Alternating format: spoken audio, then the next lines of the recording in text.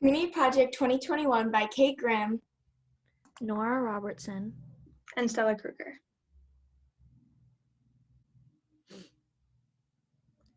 At the start of this project, we were going to make blankets and toys for the animals, but as time and talking went on, we realized that wasn't what we wanted to do, so we changed our goal to being focused on communicating and collecting donations from the community to give to the shelter.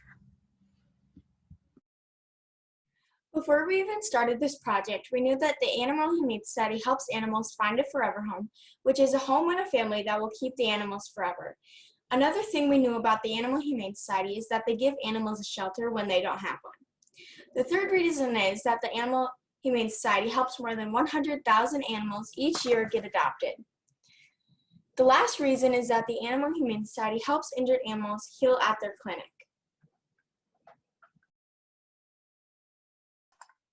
What is the Animal Humane Society? The Animal Humane Society is a Twin Cities nonprofit organization that helps animals get adopted. Here are some things the AHS does. The Animal Humane Society provides a home for abandoned animals when they don't have one. They also help save hurt animals, and they help animals get adopted and find a home. And obviously, they do way more than what we just listed. Planning. At the start of our project, we were going to make blankets as well as collect donations, but after going through some challenges with getting fabric and making the blankets, we decided to only collect donations. As a group, we figured out what kind of donations we needed and how we were going to ask for them. We had to find times that worked for all of us so that we could talk about our project and get things done. After many texts and calls, we found a time where we could all go and drop the donations that we gathered off at the Humane Society. All of our schedules were very busy, so it was hard finding times that worked for all of us. But in the end, we figured it out. We worked on putting our presentation together and found a time to make our final video, and we were done.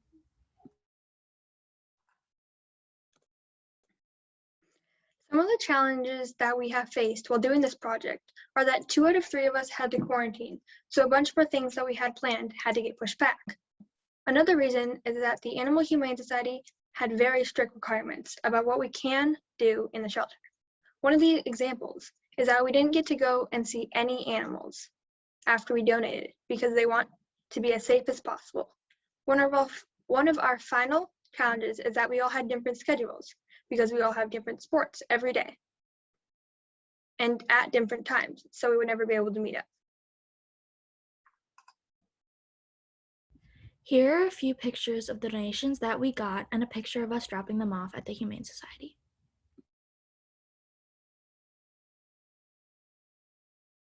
How you guys can help. One of the ways you can help is by donating. It helps very much because they are getting new animals every single day and they want the animals to be as comfortable as they can be by having what they need. One of the other ways is volunteering. You have to be 16 years old to volunteer, but you can always ask someone you know if they would want to volunteer, just so they get more. You can always foster and adopt animals, send money to the Animal Humane Society every month, and raise awareness about the Animal Humane Society just to help out. What we did. Everyone in our group loves animals, and we had all been to the Animal Humane Society before, so we knew right away that we wanted to help them out for our community project. We decided to ask the community for donations, so we put a post out on Nextdoor and Facebook. The post gave details on what we were doing and what we needed. Over the next 2 weeks, we received about 80 donations. After we collected the donations, we dropped them off at the Animal Humane Society. We had many donations, including treats, towels, leashes, food, etc. The donations we collected will help many animals in need.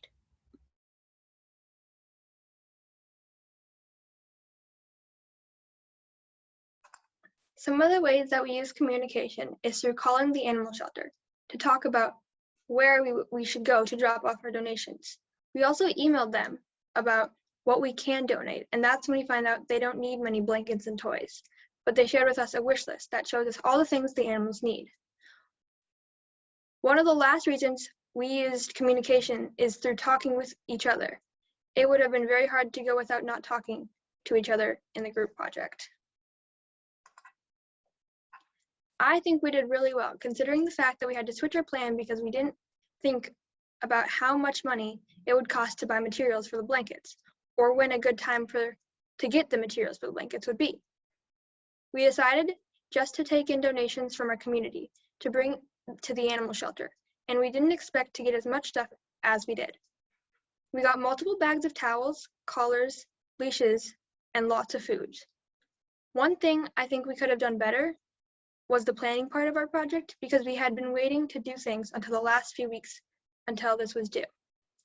Overall, I would say that we did really well, including trying to find times to work and planning everything with all the problems we went through. And we achieved our goal and received many donations for the Animal Humane Society. We were able to avoid the challenges and finish our project in time.